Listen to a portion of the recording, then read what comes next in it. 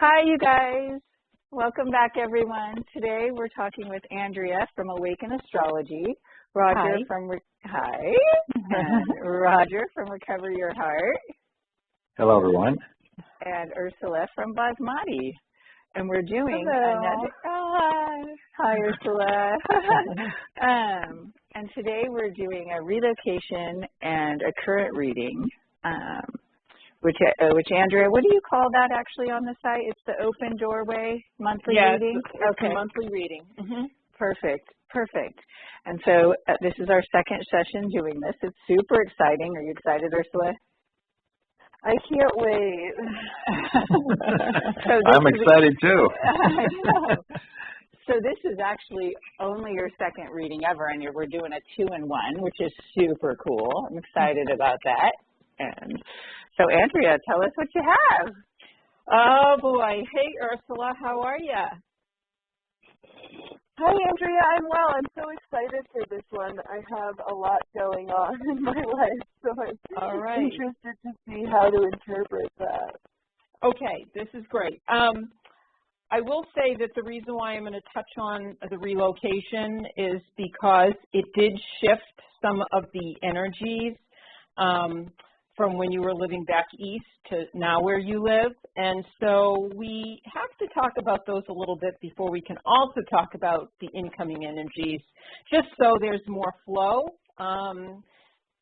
because I want to make it as understandable for you as possible. Great. Good. If you remember from our last reading, I'm going to repeat some terms, like in this case, the ascendant, which is your basic personality and the lens that you see the world through. And last time we spoke, we were talking about your being very, that your ascendant was in Capricorn, meaning you were very industrious, hardworking, and goal-oriented. And actually, your moving to Colorado has put you we're in a situation where the energies also add to your birth energy. So it's not like your birth energies go away because you move. They're still there. They're underlying. They'll always be there. But there's another layer of just making you that much more interesting. And that layer that's being added is the layer of Sagittarius. And Sagittarius has a more free, adventurous, and tolerant type of attitude. Definitely more laid back and fun-loving. And so, but it also is very interested in the higher truths that bring people together. And we know as a philosophy major that's important to you.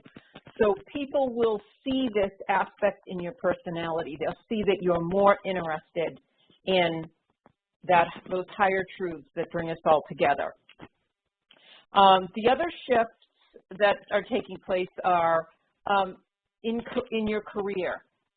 You were very much a Scorpion in the last reading, in your birth reading. And if you remember, you had Pluto and Mars, very intense, energy-driven planets that were right on that midheaven, meaning your public image was one of intensity, that you were passionate, emotionally driven, ambitious, and a very transformative type of person. But here in your new location, your career energies have shifted to one of Libra, and Libra is represented by the scale, and you're actually, when it comes to work, actually more harmonious and artistic and diplomatic, and you like to emphasize what's truly beautiful. So you've kind of lightened up a little bit on your career in terms of how your public image. Another thing that can happen with this shift to a Libra midheaven is that a partner in your career can become very important, whether that's working with a spouse or a business partner of some sort. There'll be more emphasis on seeing yourself as enterprising. You're still enterprising, but it's going to be more harmonious. And you're also going to find yourself being more innovative and unique and unconventional in the way you express your ideas on who you are and how you accomplish them. One thing that will never leave you, though, is you will definitely never tolerate a superficial type of career. You'll always combine ambition with a sense of idealism and sensitivity. So no lightweight careers for you. This is deep and heavy-duty stuff. Mars and Pluto and the Sun, if you recall before, were very scorpionic. Those planets now are still in Scorpio, but they've shifted to the 11th house, and that, again, is on spending more time with social groups, your friends, your colleagues, any humanitarian cause. So you're going to find that there might be more energies toward connecting to groups that actually accomplish something. And your moon, the moon, to repeat, is the luminary that controls the water element, and that's your emotions, unconscious reactions to needs. And here we see a shift from house 7 to house 8, and that shifts some of the emotional needs that you used to have on partnerships and relationships to finding yourself seeking out more about the dynamics of relationships. You're going to seek out more mastery of yourself, like what gives you self-control. You'll find yourself investigating and being able to see other people's inner needs, motivations, and even other people's weak points. Almost like a psychologist. You have that tendency where you want to go deep into what's triggering other people. And you're also going to be very good at managing other people's money if you wanted to do that, understanding what's needed for other people. Almost like psychic in a way, and you'll also become more interested in occult studies in this location that you're in. And occult meaning just normally what's hidden from the eye, not dark magic or anything like that. Occult just means something that's not visible to the surface. I have a couple of more things, and then I'm going to check in with you and see if any of these have impacted you. You've got a new challenge going on with your career here. Before you moved to this location, your energies were in the energies of your career, and all those 4 powerful planets that prompt you to be very industrious were in the 12th house, which is more of a spiritual realm, meaning that they were still ideas, dreams, and imaginations. But in Colorado, they've moved into the 1st house, which is the house of self and getting things done. And so you might find that all this energy for being able to get things done pulls you a little bit away from relationships. You may find it hard to balance relationships, how to figure out how to find enough time for yourself and your relationships and your crazy busy work schedule. So if you choose to stay in your current location, you will exert a lot of initiative to creating a balanced life. And that balance is going to come from the opposite end of the chart, which is about creating a loving, nurturing home base where you can put down roots and take care of yourself by being at home. So developing this home base will give you a greater sense of stability and resilience. It won't make you feel like you're always off on one foot or not quite centered. And the last thing about this energy, this location I want to mention is that in the last chart, in the last reading I did, we talked about this emphasis on serving humanity with the higher good, how you're probably going to work with people, giving other people a sense of how they're special or divine.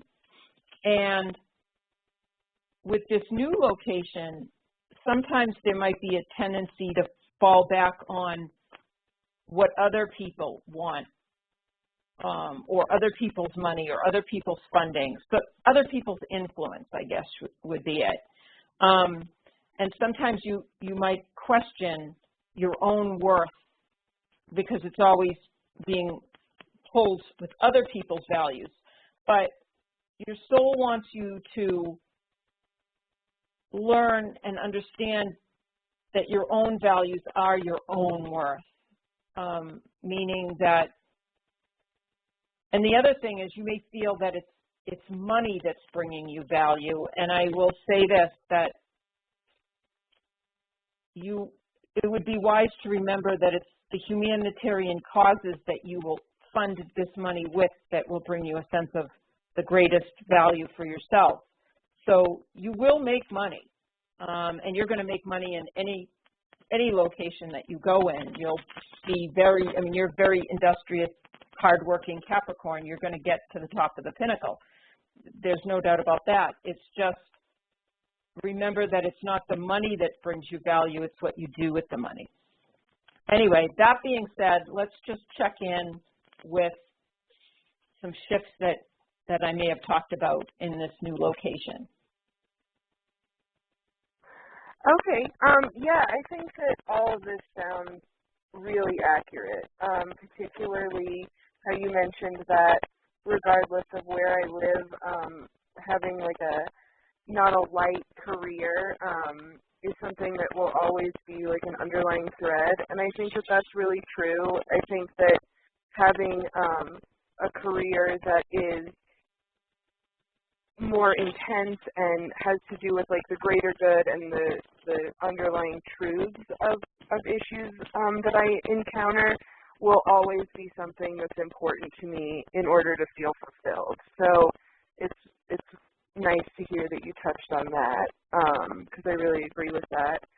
And then you talked a little bit about like balance taking effort, and I think that that's true, especially something that I've kind of been experiencing lately, is, you know, balancing career and friends and family and time for myself as well. And that, you know, time for myself is sometimes what ends up being like last on the list, and so that's definitely a nice reminder hearing that I do like naturally have a tendency to do that. And then leading into that, the importance of developing a home base, that's, you know, that sounds like a reasonable solution to me, and that's also something that I've been working on cultivating more proactively lately. Good, yes. That will be your grounding. You know, being able to be at home. And maybe that means doing some of your work at home as well, balancing, you know, out of the home within being in the home, and will also give you a sense of balance between yourself and others in relationships. So those are the four key directions that all need to balance out. Yeah, it's really, really interesting to hear all of this, and it's really so cool. Well, good. And so what I did was I calculated your current chart, your current energies coming in for this month based on your new location, just so that it would be as accurate as possible. I always begin the month, I evaluated when your new month began, and that's with your new moon, and it began a few days ago on May 11th. So we're already in this month. And this month will go until your new moon, which is June 7th. So this reading that I'm doing covers from now to June 7th. And it will also overlap into some of the following months, as you will hear. I'll indicate, because I'm going to start with the slower moving planets first to get an overall theme for what's happening in your life right now. and then we'll hone in on the quicker moving planets and what may be just happening for the month. So, okay. So, first of all, Pluto, that planet of power and transformation, is creating a kind of obstacle or challenge with your thinking and communication. So what that means is, with Pluto's energy, you're going to be affected by the power of words and how they can destroy. And so you have experience with this in your past, but for the next 2 months through July 16th, Pluto really wants you to deepen your perception and understanding regarding communication. And the trick here is to use your abilities to understand other people's motivations and your own, and to penetrate deeply into the problem. Now, you have this ability. You have this ability to, it's the Scorpio energy that it's almost like a piercing gaze into the situation. And so this skill will come in if you, it's a challenge now, but it wants to be strengthened, right? So we talked about last time, it's like a muscle, it wants to be built. And if you practice going in deeply into what is the problem, who is the other person, what's going on here, then you will find that you have a very almost sixth or psychic sense, and then you can use words to heal and empower.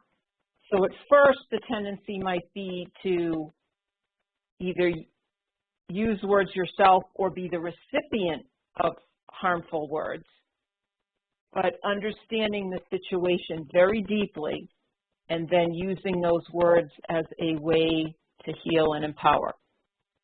So that's Pluto's job right through July 16th. Neptune. Neptune is that planet of refined sensitivity. You know, it's a fine silvery thread that comes in, and it's affecting you by increasing your tolerance and compassion. So you're going to find it easier to keep the peace, and this is going to help you immensely with the challenge we just talked about with the power of words. And also, I think that through this time, and this is the end of July, Neptune's going to be making this aspect through the end of July, that you may meet a new love who seems perfect for you. So I will say that. I don't know if you're in a relationship. I'm just going to say it's a very harmonious time. Okay, Chiron represents, in this case, Chiron is representing the humble spiritual guide. And through the end of August, Chiron is making an easy relationship to your sun, your own inner light, inner self. So I see that you will be attracting spiritual teachers and mentors, and you will be very receptive right through the end of August. And isn't it interesting that you're suddenly interested in astrology? So I just find that one a very interesting one. And let's see, Saturn, which is, you know, the old wise Father Time that says in time, do the work, and in time, good things shall happen. Saturn is going to slow things down a little bit. You may find that you have a sudden urge right through June 7th to jump on board with a new type of career option or an enterprise of some sort. And here Saturn is saying, slow down, think this through thoughtfully. Maturity is going to be required before you jump in to any sudden passionate moves. Okay, Jupiter. Right until the end of July, in your chart, in your chart, Venus loves to get things done in a harmonious and beautiful way. We talked about Venus being in Capricorn. You're a go-getter. You want to get things done, and you want to get them done harmoniously. But Jupiter is going to pull you off center for a bit, right until the end of July. Here, it would be best, I'm going to say this much, it would be best if you can remember to consider the other person in the relationship and how they might be feeling. So you're going to be questioning and second guessing on the right course of actions to take to maintain harmony and balance. Because Jupiter is a very powerful planet of expansion, and in your case, a lot of inner growth. And the trick here is to ask yourself what will make you feel comfortable in the long term. Like, in other words, how will I feel about this particular decision in 10 years, 20 years, or 50 years from now? Or will this decision, could it possibly make me regret something? So it's sort of like taking the higher road, because Jupiter wants you to grow and expand, and it can feel like a little bit of a challenge, but take the high road here with relationships and you won't go wrong. Okay. You have, there's the north node of the moon, which represents the future direction, and north node is transiting through your Leo. And the energy here is pulling you to be very authentic and genuine in the way you express yourself, because Leos like to express themselves, and they like to be very transparent and honest, and that's a great thing about Leos. And it is important to do that, but there's also an energy involved here that's asking you to remember, again, the recipient of your expression. As you can tell, we're seeing repeating themes about relationships and the power of words and maturity being required. And so you may find yourself pulling back a little bit, being a little quiet and secretive, because what is appropriate for some relationships that require delicacy is that, you know, it's okay to pull back. I think here, one of the best things that you could do right through June 17th is when this energy is pulling you, is to journal your own truth and validate what you feel. And to at least recognize that though you may be holding yourself back for the delicacy of the relationship, to at least honor your own truth by journaling. And this is the fine line and some of life's lessons that, you know, it's like biting our tongue kind of thing. But to at least at the end of the day, have the journal out and write how we feel and honor who we are. And so that's my trick for this particular aspect that's going through June 17th. Yeah, that sounds like great advice. Yeah. And we can, you know, certainly feel free to ask me more detailed questions. I am gonna go into the second part, well, sort of like the culmination of all these energies that I just talked about, and some of them are asking you to muscle up because they're a little bit challenging. And I will say that on May 25th, when we have the full expression of all these energies that have sort of built up, that day does not have to manifest into tension, okay? First of all, just remember it's a moment in time. It may literally be a moment, of feeling like there's all this stress that needs to be released, it may just be a day, just one day, okay? But the tensions will pass, and you will find yourself getting more and more clarity after May 25th. You're going to find yourself being called to personal growth and maturity, and then after May 25th, you're going to really feel that sense. If you work with these energies from a higher perspective, with objectivity and understanding and self-love, you will find that between May 25th and June 7th, you're going to find that you're going to feel terrific about yourself. There's two great aspects I want to talk about that are happening in the second half of the month, and that is the fact that Mercury is giving you clarity in thinking and communicating, and you're going to really feel a terrific sense of connection in your ability to strengthen relationships in a bonding and nurturing way, because we talked about how you have this Cancerian, this motherly kind of energy, and Mercury is going to give you a lot of aha moments about this. You're going to really have a terrific sense of how you bond and nurture people, and how in nurturing other people you're also nurturing yourself.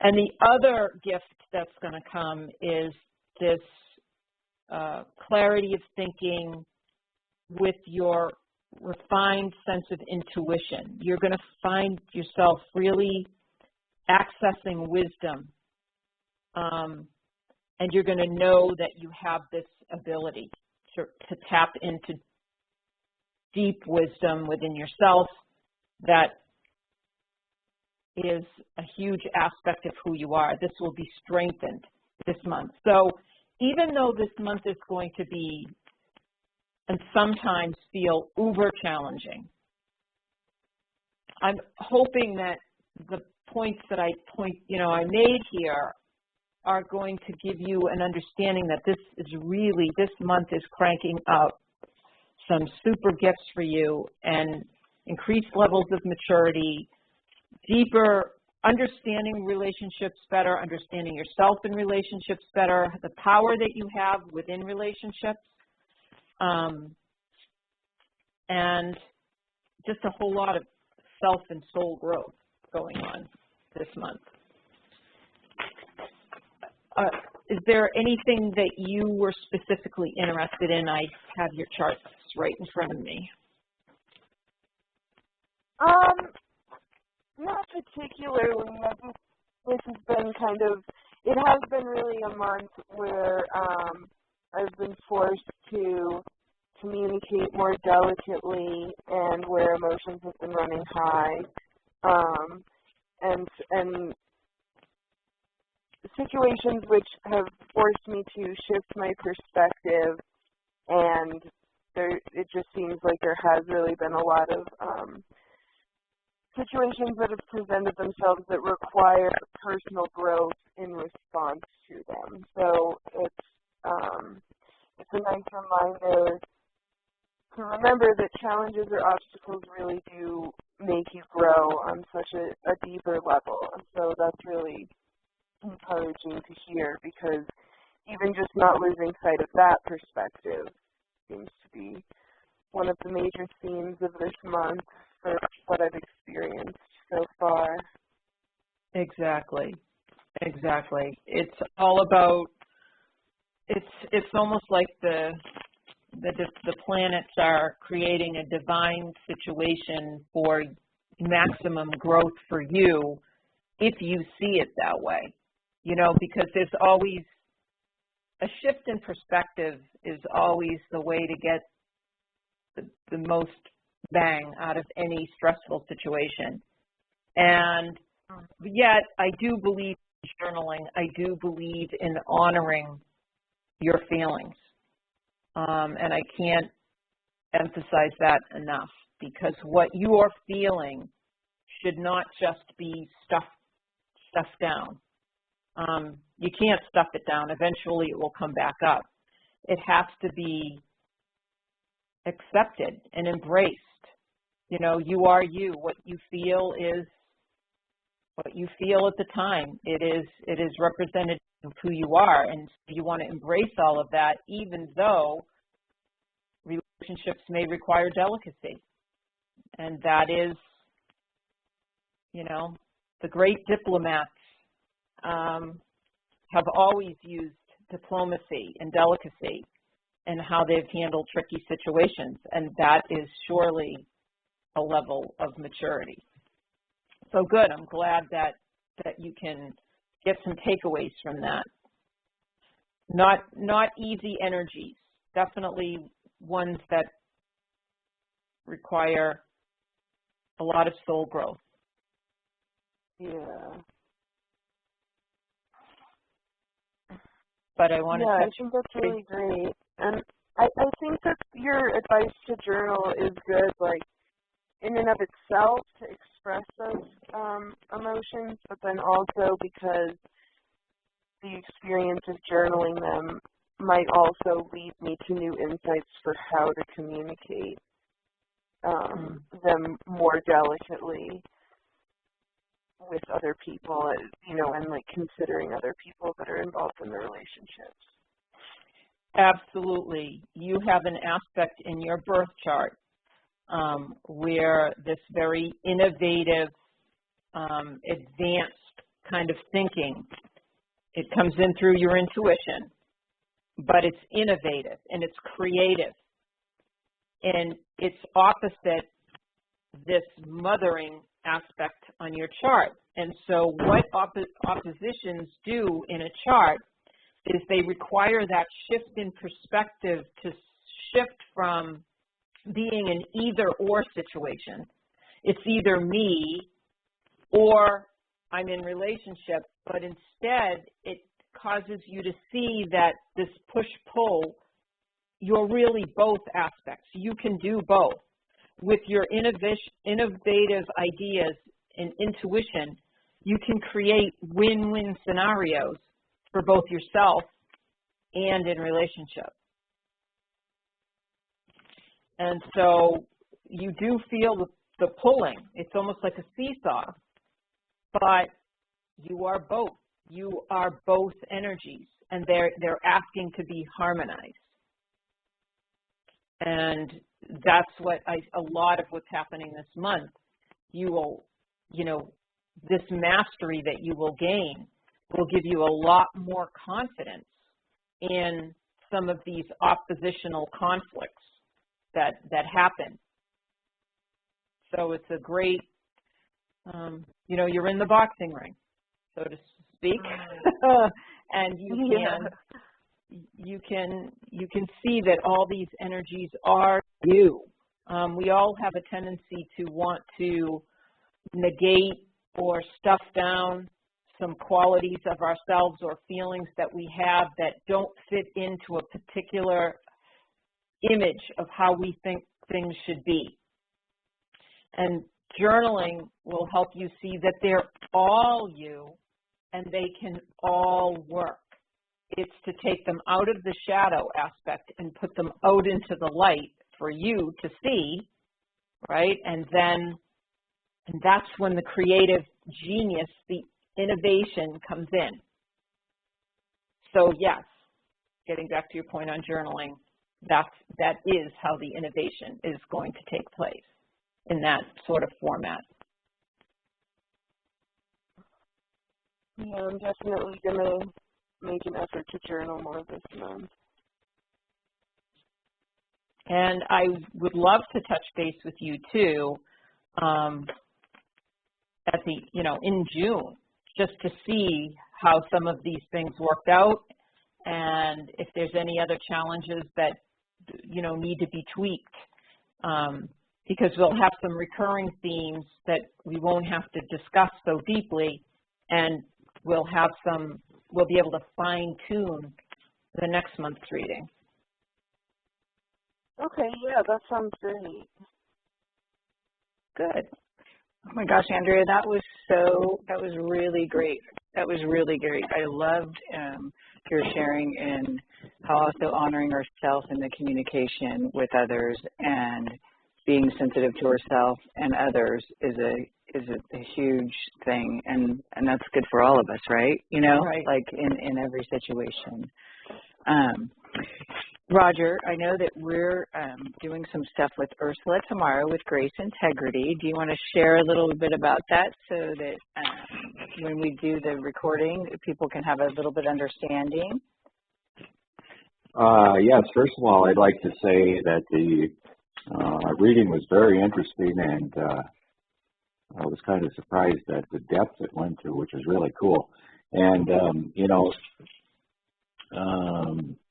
as coincidences happen sometime, tomorrow, Margie and I will be facilitating for Ursula the second of 3 Grace Integrity remote energy sessions, and the focus tomorrow is going to be balancing inner divine masculine and divine feminine energies. So this Perfect. It couldn't be more perfect for the relationship work you're talking about, and mastery of self, relationship dynamics. What it does, the balancing of these inner energies allows us to minimize our perspective of dualism and separation between man and woman in 3D. It actually is mirrored out or reflected, and allows us to move into a closer or experience of true and unconditional love. So it's perfect for relationship work and developing greater respect for opposite gender and all. So. Well, within ourselves also, right, Roger? You know that. Oh yes. Yeah. Yes. So, and it's not just sexual relationships; it's our interaction with anyone. Oh no, it has yes. nothing to do with sexual. Yes, it's interactions with anyone, and the true love and unconditionality. You know, we work toward the balance. We're accepting ourselves further also, because it's quite surprising that often one gender, say a woman, for example, will have the most difficult time accepting divine feminine energies, just because of especially because of the work world the way it is now. A lot of women have to feel they have to compete with men, so they're more in a masculine, expressing the masculine to a greater extent. So it's actually a rejection of feminine somewhat. So this is a really cool, this is all just working out perfectly. So and just so everyone listening knows, none of this we didn't know what Andrea was going to say, and this was planned for tomorrow in an order. So it's really cool, the timing of things. I just really, it's so beautiful to me how the universe works and how we align to that when we're open. I just think that is so fascinating. Don't you think, Ursula, the timing of all of this has been really remarkable? Yeah, the timing of all of this has just been so in tune with what's going on in my life, and it's been really, really helpful already, just to, facilitating a shift in perspective, and it also just really deepens the way that I feel connected with the universe, and this understanding of the universe will provide what is needed, and as long as you're open to accepting it, it can be a really helpful and healing process. So I'm excited to see where it goes next, and grateful for the insight that it's already provided in last week, since the first healing session and the first astrology reading. So it's been really great. You know, Ursula, I want to honor you for allowing yourself not only to do the recordings, but also for trusting in yourself and us enough to share that with you, because there's a great honor and shows strength and courage in yourself to want to participate in it. So, give yourself a big hug. I would, but you're too far away. Well, I appreciate all of you being so accessible and genuine throughout the whole process. It's really that's really been a key aspect in feeling the ability to open up for the whole process. So thank you all for that as well. Thank you once again for allowing me to sit in on another session with you. It's an honor and privilege. And it's an honor and privilege for me to work with your energies, Ursula. I love being bathed in your energies. Thank you. Thank you all so much for joining us again, and we'll see you tomorrow, Ursula. And we'll do this again. Good. So it sounds as if we might do, I don't know if you guys want to do the recording for her next month before June 7th, since that's when, right, isn't that the date? Or if you guys want to do that separately, just keep me posted, and I'll be here if you want. So, all right. Thanks, Margie. You guys have a great night. You too. Bye. Thanks, everybody. Bye.